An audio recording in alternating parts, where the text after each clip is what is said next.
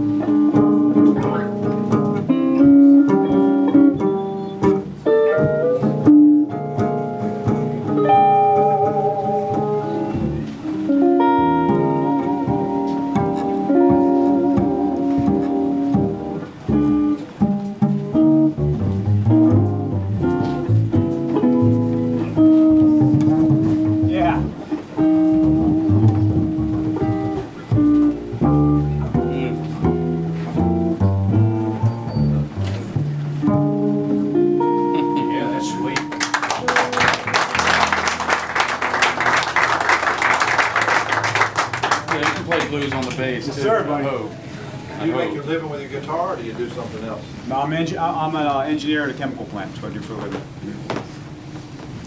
Ain't making quite enough money.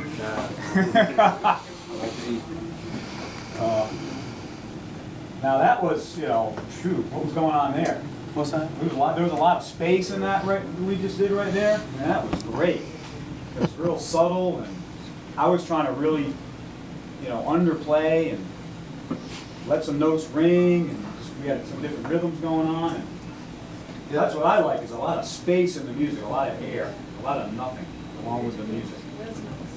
Yeah, I guess the Harvard Dictionary definition of music is organized sound and silence.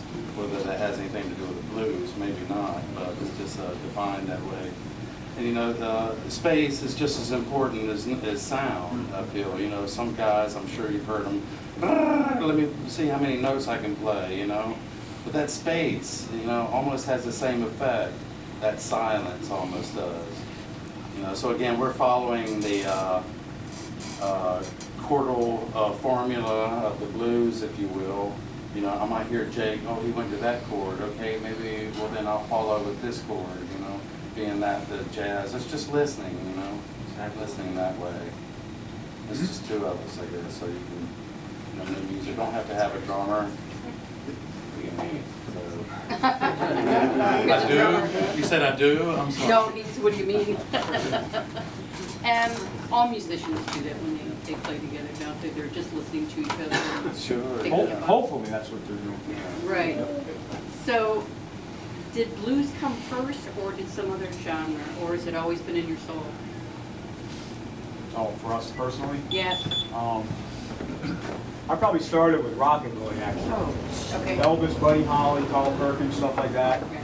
And then, like a lot of people in the States, Rolling Stones, and then I was looking at my Rolling Stones records going, who's this guy? McKinley Morganfield. Who's this guy? Ellis McDaniel. That's Bo Diddley. Yeah. So that's how, I think that's how it happened for me. I started with rockabilly, then I got into 60s rock, And then I realized that they were influenced by these other guys, and I discovered the blues that way. Yeah, my first album, I think, was the Partridge Family, Greatest Hits. And, Oh, big stuff, and yeah. maybe then a Jackson 5 album, and then the Beatles. Yeah, I was in first grade. I just remember discovering the blues, and it was just an awakening. It's like, I've never heard this before, I've never played this before. Where it came along, I'm not really sure. Maybe high school or something like that. And you all have Gregorian chant things, you know, just from the very beginning. And then Bach and Mozart and all that crowd, yeah. Sure. Filtered down. Yeah. Yeah. And they improvised, like, you know, Yes. although today it's, I mean, you hear Bach play his inventions and stuff, it sounds like well-organized kind of music. I It's always just thought that he improv. was a mathematician who was also a musician, or the other way around. You can hear the impact of Mozart, I think, in Bach and field music, and pure field music. Do you think? Sure, to some degree, aside from playing the same notes. It's all, to me, it's also the rhythm and the clarity. Yeah. It's not a single, Blues. oh, I'm sorry. No, go ahead. I was just gonna say, there's not a single guy you've mentioned who wasn't influenced heavily by the church and gospel music. Yes. Can you say that, do you have any of those influences, or were you active in church music, or? No, just I a wasn't. curious I don't have question. those influences directly, but I could say I have them through them. Yeah, you know? that was Yeah. just curious. Yeah. Yep. So the other thing is, like when we were doing that, to play this style of blues, which is very subtle, especially the jazzy stuff. Now, not that shuffle and E that we did, because you can kind of rock out on that. But the subtle stuff, everybody has to be listening, and I always think that, for me, I have to have sympathetic musicians playing with me when I want to play that style of stuff and really enjoy it. People that are listening, and dynamics, and they're quiet and loud, whatever's appropriate. And that's just how I describe it. I need sympathetic musicians that can really listen and know what they're doing to play that. Because you go to a lot of, anyway, just a lot of situations where people are just listening to themselves, and it's a contest, and it's a competition between this, and everybody's getting progressively louder. And it's just not what it's all about. It's about what you don't play as well as what you do play, like Vince was saying.